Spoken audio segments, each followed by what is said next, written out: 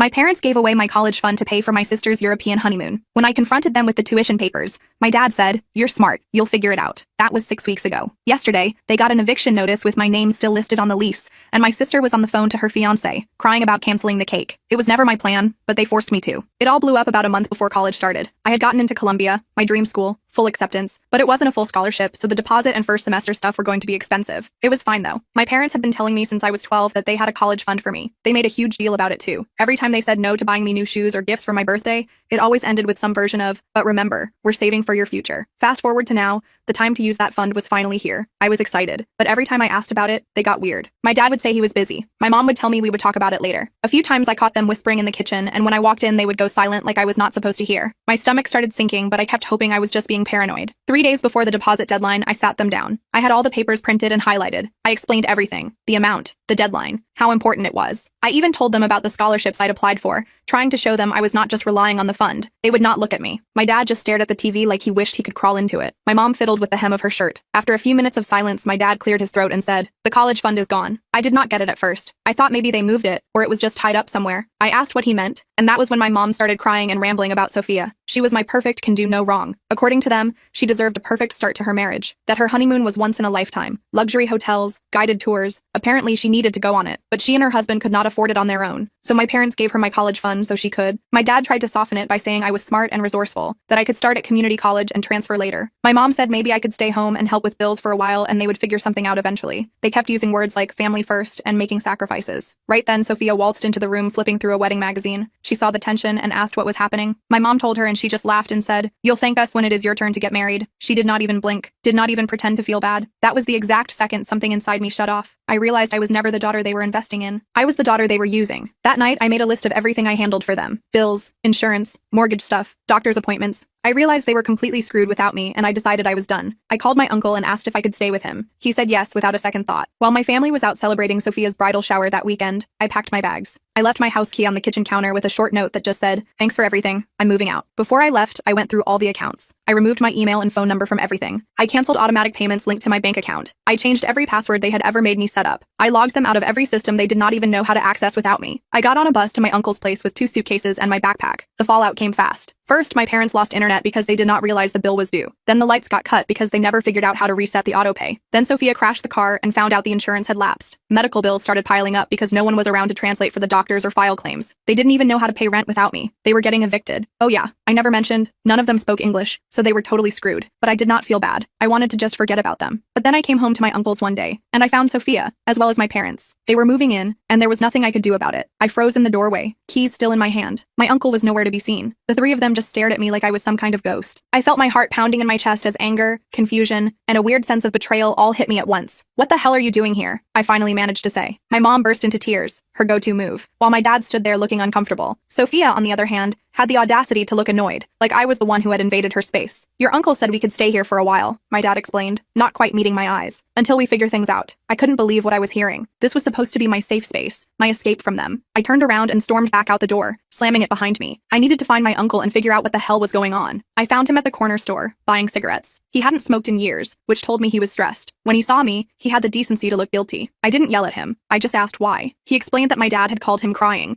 saying they were having serious trouble managing their bills and paperwork. Their internet had been spotty for over a week. They had no way to easily communicate with various service providers. Sophia's wedding was in 2 months, and everything was falling apart. "They're still family, Maria," he said, looking torn. "I know what they did was wrong, but I couldn't turn them away when they were struggling." I reminded him that they had stolen my future to pay for Sophia's honeymoon. He sighed and said he knew, but he couldn't turn them away. He promised it would just be for a few weeks until they got back on their feet. He also promised I could keep my room. They would sleep in the living room. "I understand why you're upset," he added, "but maybe this is a chance for them to see how much they've taken you for granted." I wanted to be mad at him, but I couldn't. Uncle Richard had always been there for me. He was the one who'd taken me in without question. So I swallowed my anger and went back to the apartment. The next few days were a nightmare. The apartment was tiny, just 2 bedrooms, a bathroom, and a combined kitchen-living room. With 5 adults crammed in there, it felt like we were stepping on each other constantly. Sophia took over the bathroom every morning for her beauty routine. My parents whispered in Spanish in the kitchen, going quiet whenever I walked in. The worst part was that nothing had changed. 3 days after they moved in, my mom asked me to help her pay a bill online. I refused. My dad needed help calling the electric company about their service. I told him to figure it out himself. Sophia needed me to translate some wedding vendor emails. I laughed in her face. They acted shocked, like they couldn't believe I wasn't jumping to help them, like the past month hadn't happened, like they hadn't stolen my college fund and forced me to completely change my plans for my future. A week into this nightmare living situation, I came home from work to find Sophia going through my stuff. She had my laptop open and was scrolling through my emails. "What are you doing?" I yelled, grabbing my computer from her. "Language!" My mom called from the kitchen like I was still 12. Sophia rolled her eyes. "Relax. I was just checking if Columbia sent you anything new. Mom and Dad feel really bad, you know. Not bad enough to give me back my college fund." I snapped. "It's already spent," she said with a shrug. The honeymoon package was non-refundable. I wanted to scream. The casual way she dismissed years of my parents' promises made me see red. Instead, I grabbed my laptop and locked myself in my room. I could hear them talking about me in the living room, my mom saying I was being selfish and dramatic. That night, I made a decision. I couldn't stay there with them. It was too painful, too infuriating. But I also couldn't afford to move out on my own. Every penny I earned was going toward trying to save for Columbia. I started spending as much time away from the apartment as possible. I picked up extra shifts at work. I studied at the library until closing time. I volunteered for weekend events just to have somewhere else to be. Anything to avoid being in that cramped apartment with the people who had betrayed me. 2 weeks after they moved in, I got an email from Columbia. They were offering me a partial scholarship. Not enough to cover everything, but enough to make a dent. I was ecstatic. This meant I might actually be able to attend in the spring semester if I could save enough for the deposit and first semester costs. I made the mistake of checking the email on my phone while eating dinner with everyone. I couldn't help the smile that spread across my face. "Good news?" Uncle Richard asked. Before I could stop myself, I blurted out, "Columbia offered me a partial scholarship." My parents exchanged looks. My mom reached across the table to squeeze my hand. "That's wonderful, mija. See? Everything works out." I pulled my hand away. "It doesn't cover everything. I still need to come up with the deposit and part of the tuition. You'll figure it out," my dad said. Like it was that simple. Like they hadn't made it 1,000 times harder for me. Sophia piped up, "Maybe you could start a GoFundMe or something. People love sob stories." I stared at her, not believing what I was hearing. "A sob story? You mean like how my parents gave away my college fund so their favorite daughter could stay in luxury hotels in Europe?" The table went silent. My uncle looked uncomfortable. My mom started tearing up again. My dad focused intently on his plate. Sophia just rolled her eyes. "Always so dramatic," she muttered. I stood up so fast my chair fell backward. "I'm dramatic? You're the one who needed a fairy tale wedding and honeymoon you couldn't afford. You're 25 years old, Sophia. Why couldn't you pay for your own honeymoon like a normal adult?" "Because family helps family," my mom interjected. "We would do the same for you when you get married." I laughed, a harsh sound that surprised even me. "No, you wouldn't. You'd tell me you spent all the money on Sophia, just like you've been doing my entire life." I stormed off to my room again, slamming the door. I could hear them talking about me, my mom crying, my dad trying to calm her down, Sophia loudly proclaiming that I was just jealous of her. The next morning, I woke up to find Sophia's fiancé, Marco, sitting in the living room. Great. Another person in our already crowded apartment. He gave me an awkward wave as I headed to the kitchen for coffee. "Hey, Maria," he said, following me. "Can we talk for a minute?" I shrugged, pouring myself a cup of coffee. "What about?" He looked uncomfortable, glancing around to make sure we were alone. "Look, I just wanted to say, I didn't know about the college fund thing. Sophia told me her parents were giving us the honeymoon as a wedding gift.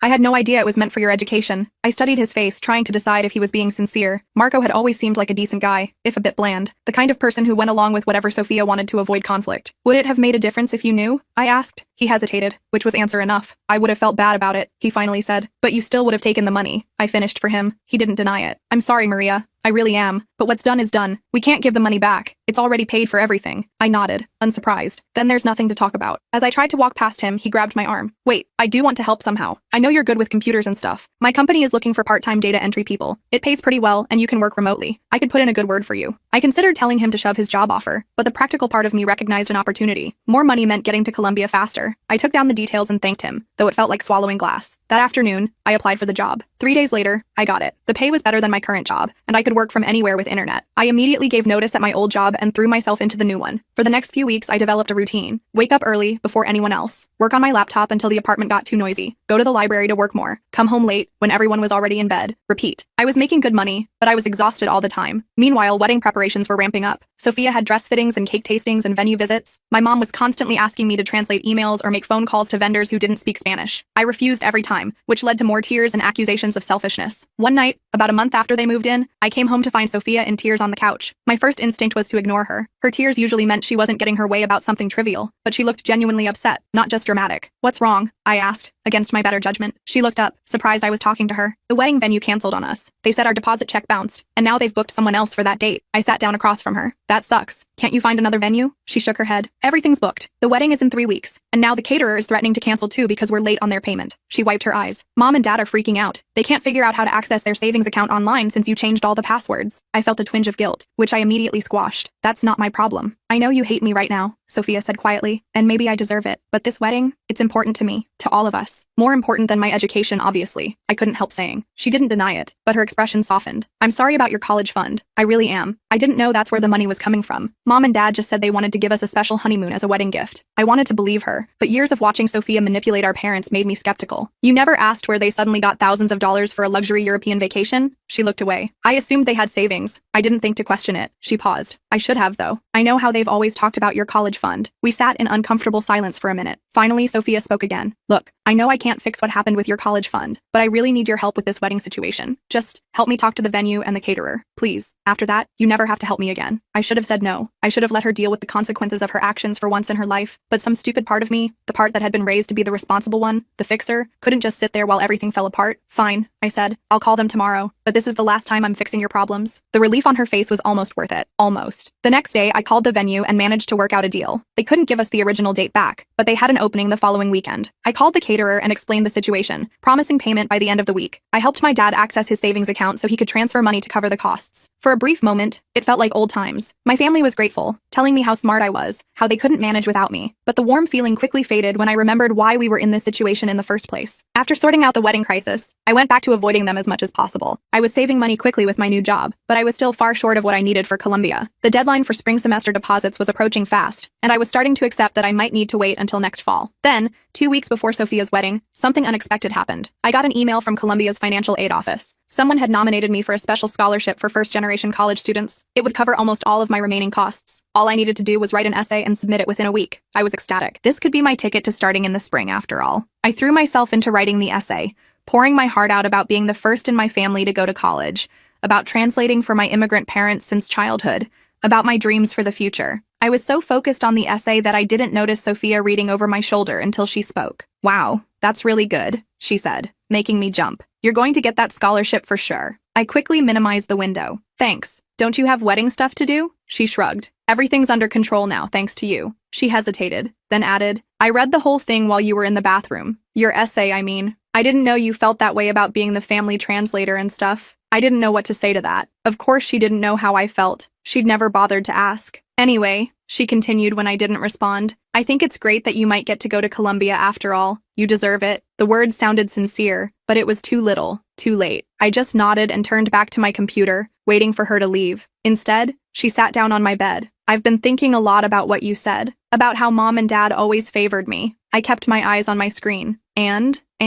you're right. They did. They do. I never really saw it before because it benefited me. But living here, watching how hard you work, how you've been handling everything on your own since you were a kid, it's made me realize some things. I finally looked at her. Like what? Like how I've been taking advantage of you too. Not just Mom and Dad. I should have learned Spanish better. I should have helped with the family stuff instead of letting it all fall on you. She twisted her engagement ring nervously. I'm sorry, Maria. I really am. I wanted to stay angry. It was easier than forgetting everything that had happened, but seeing Sophia actually reflect on her behavior was so unexpected that I didn't know how to respond. Thanks for saying that, I finally managed. She nodded, standing up. I'll let you finish your essay, but maybe we could talk more later? I'd like to try to fix things between us, if that's possible. After she left, I sat staring at my essay for a long time, thinking about what she'd said. Was it possible to fix our relationship after everything that had happened? Did I even want to try? I finished my essay and submitted it, pushing those questions aside for later. The scholarship results wouldn't be announced for another 2 weeks, right after Sophia's wedding. Until then, all I could do was wait and keep saving money just in case. The day before the wedding, chaos erupted in my uncle's apartment. My mom was frantically ironing dresses. My dad was trying to figure out how to tie a tie by watching YouTube videos. Sophia was having a meltdown because her veil had a small tear in it. I stayed in my room, trying to work, but the noise was impossible to ignore. Eventually, there was a knock on my door. It was Uncle Richard. Can you help?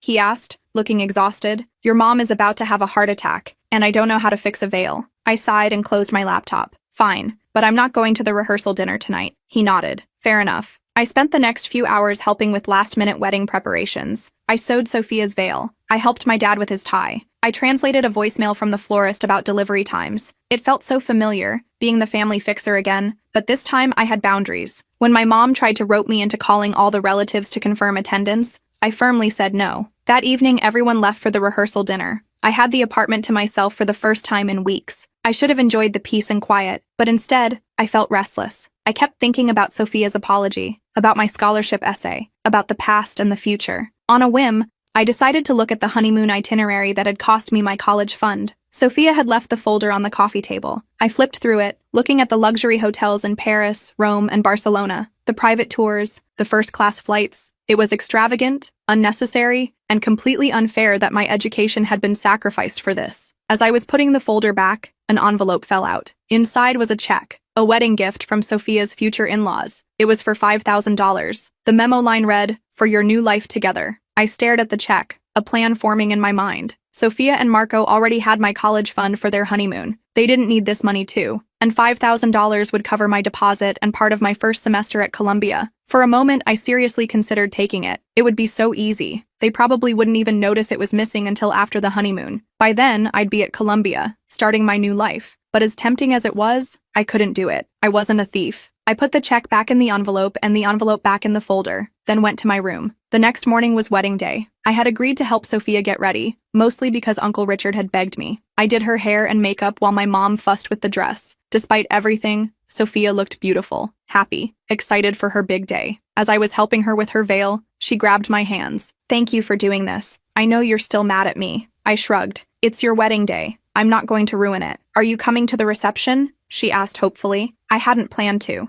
I was going to help her get ready, attend the ceremony to make my uncle happy, then come back to the apartment to work. But something in her expression made me hesitate. "I don't know," I said honestly. "Maybe." She nodded, understanding. "If you do come, I have something for you, but no pressure." I was curious despite myself. "What is it?" "You'll have to come to find out," she said with a small smile. The wedding ceremony was pretty standard as far as weddings go. I sat in the back row, mostly scrolling through my phone while the priest droned on about love and commitment. My parents were in the front row, dabbing at their eyes with tissues. I rolled my eyes so hard I thought they might get stuck in the back of my head. The whole thing felt like a giant production that I wanted no part of. After the ceremony, I was planning to head straight back to the apartment.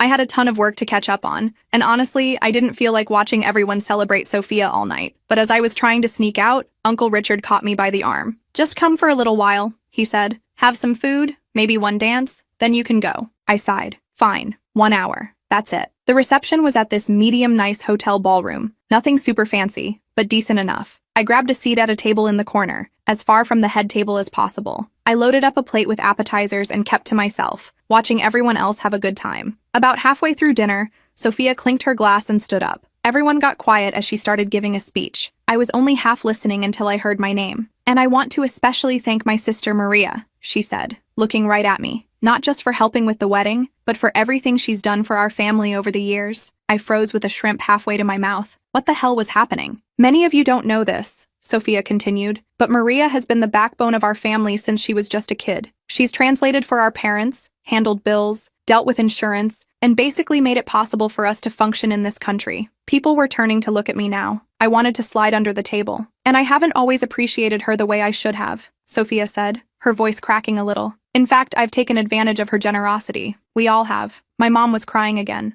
My dad was staring at his plate. Marco looked uncomfortable but supportive beside Sophia. "Maria got into Columbia University," Sophia announced to the room. "Her dream school. But she couldn't go because..." She paused, taking a deep breath. "Because our parents gave her college fund to us for our honeymoon." There were some awkward murmurs around the room. I felt my face burning with embarrassment. Why was she doing this? When Marco and I found out where the money had really come from, we were shocked. We talked about it and we decided we couldn't accept it. Not at the cost of Maria's future. "Wait, what?" This was news to me. I sat up straighter, completely confused. Sophia gestured to Marco, who stood up and handed her an envelope. "So, we're giving it back," she said, walking toward my table. "Well, not all of it, because some deposits were non-refundable, but most of it." She handed me the envelope. With shaky hands, I opened it and found a check inside. It was made out to me for $15,000, not the full amount of my college fund, which had been about $25,000, but a significant chunk of it. "It's from both of us, plus contributions from Marco's parents when they heard what happened," Sophia explained.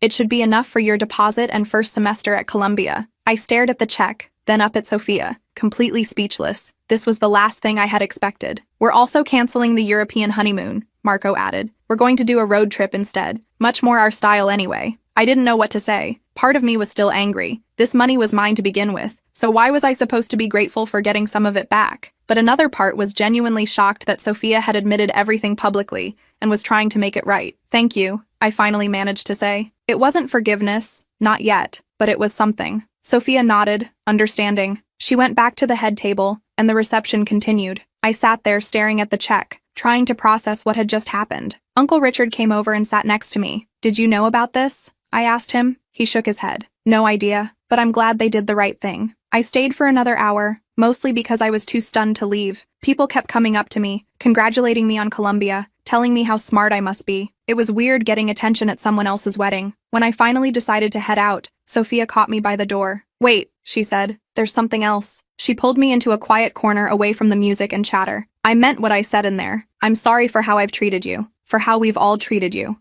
I nodded, still not sure how to feel. Thanks for the money. It will help a lot. It's not just about the money, she said. I've been thinking about everything you said, about being the family translator and taking care of all the adult stuff since you were a kid. It wasn't fair to you. No, it wasn't, I agreed. So I've been taking Spanish classes, she said, for the past month. I'm not very good yet, but I'm trying. And I've been learning how to do all the things you used to handle, bills, insurance, all that stuff. I raised my eyebrows, genuinely surprised. Really? She nodded. Really. I want to step up and take some responsibility. You shouldn't have to carry everything. For the first time in months, I felt a tiny crack in the wall I'd built around my heart. That's good. Thank you. And one more thing, she added. Marco and I found an apartment. We're moving in next week, so you won't have to deal with us cramping your space anymore. I couldn't help but laugh. That's honestly the best wedding gift you could give me. She smiled, and for a moment, it felt like maybe we could eventually be okay. I went back to Uncle Richard's place feeling weirdly light. The check was safely tucked in my wallet. It wasn't everything, but combined with my savings and the potential scholarship, it might be enough to get me to Columbia for the spring semester. The next morning, I woke up to find my parents sitting at the kitchen table looking serious. Great. Here comes the guilt trip about embarrassing them at the wedding or something. Can we talk? My dad asked as I poured myself coffee. I shrugged and sat down. About what? My mom reached across the table and took my hand. I almost pulled away but decided to hear them out. We are very sorry, Maria, she said in Spanish. What we did with your college money was wrong. My dad nodded. We got caught up in Sophia's wedding and forgot our promise to you. There's no excuse for that. I sipped my coffee, waiting for the but that usually followed these kinds of apologies. We want to help you, my dad continued. We don't have much, but we can contribute something each month toward your school costs. And I can get a second job, my mom added, to help more. I was surprised by the offer but still skeptical. Why now? Is it just because Sophia called you out publicly? They exchanged looks. Partly, my dad admitted, but also because seeing you these past weeks, how hard you work, how determined you are, made us realize what we've done. We've taken you for granted for too long. We always thought we were preparing you for success, my mom said, but really, we were just using you. Their honesty caught me off guard. It was probably the first time they'd ever acknowledged how unfairly they'd treated me. I appreciate that, I said carefully, but I need to know this isn't just talk. I can't go through this again. We understand, my dad said. We want to earn back your trust. It will take time, we know. I nodded, not making any promises. I'm going to apply for the spring semester at Columbia. With Sophia's check and my savings, I might have enough. What about the scholarship? My mom asked. The one you wrote the essay for? I'll find out next week, I said. It's a long shot, but worth trying. The next week was surprisingly peaceful. Sophia and Marco moved out as promised, giving me back my personal space. My parents were making an effort to handle their own affairs instead of asking me for help. My dad even figured out how to pay a bill online by himself, which was a minor miracle. I kept working and saving, just in case the scholarship didn't come through. I was so close to having enough for Columbia that I could almost taste it. Then, exactly 1 week after the wedding, I got an email from Columbia's financial aid office. I stared at it for a full minute before working up the courage to open it. Congratulations, it began. My heart started racing as I read on. I'd been awarded the scholarship. It would cover almost all my remaining costs after what I'd already saved and the money from Sophia. I was going to Columbia in January. My dream was actually happening. I ran out to the kitchen where Uncle Richard was cooking dinner. I got it, I shouted, waving my phone. I got the scholarship. He dropped his spatula and hugged me, lifting me off the ground. I knew you would. You're the smartest person in this family. My parents came in from the living room, confused by the commotion. When I told them the news, my mom burst into tears, happy ones this time, and my dad actually looked proud. You did it, mija, he said. All on your own. Not entirely on my own, I admitted. Sophia's check helped, and your offer to contribute monthly will help with living expenses. For the first time in months, we had a family dinner that didn't feel tense or awkward. We talked about my plans for Columbia, about what classes I might take, about where I might live. It felt almost normal. After dinner, I called Sophia to tell her the news. She screamed so loud I had to hold the phone away from my ear. "I'm so proud of you," she said. "This is amazing." "Thanks," I said. "And thanks again for the check. It made a huge difference." "It was the least we could do," she said. "Literally the least. We still owe you so much more." We talked for a while about her new apartment and my upcoming move to New York. It wasn't like everything was magically fixed between us, but it was a start. The next few weeks flew by in a blur of preparations. I had to find housing in New York, register for classes, buy textbooks, and a million other things. My parents kept their word about helping financially, sending what they could each week. It wasn't much, but the gesture meant something. Sophia kept taking Spanish classes and even started helping my parents with some of the things I used to handle. She wasn't great at it yet, but she was trying, which was more than she'd ever done before. The day before I left for Colombia, my family threw me a small going-away party. Just the 5 of us. Me, Uncle Richard, my parents, and Sophia. Marco had to work, which was fine by me. It was nice having just family there. My mom made all my favorite foods. My dad gave me a new laptop bag he'd saved up for. Sophia gave me a care package full of dorm essentials and snacks. Uncle Richard gave me a Metro card with $100 already loaded on it. "For getting around the city," he explained. "New York is expensive." As we sat around eating and talking, I realized something had shifted. The anger that had been burning in me for months had cooled. It wasn't completely gone. I don't think I'll ever fully forget what happened, but it wasn't consuming me anymore. My family had messed up badly. They had taken me for granted, used me, and betrayed my trust. But they were trying to make amends in their own ways, and I was moving forward with my life, my dreams intact. The next morning, Uncle Richard drove me to the airport. My parents and Sophia came along to see me off. There were tears and hugs and promises to call often. As I headed toward security, I looked back at them one last time. They weren't perfect, far from it, but they were my family. And maybe, with time and distance and a lot more effort on their part, we could build something better than what we had before. I boarded my flight to New York feeling lighter than I had in months. I was finally on my way to Colombia, to the future I'd worked so hard for. It hadn't happened the way I expected, and the journey had been painful at times, but I'd made it, and that was all that mattered.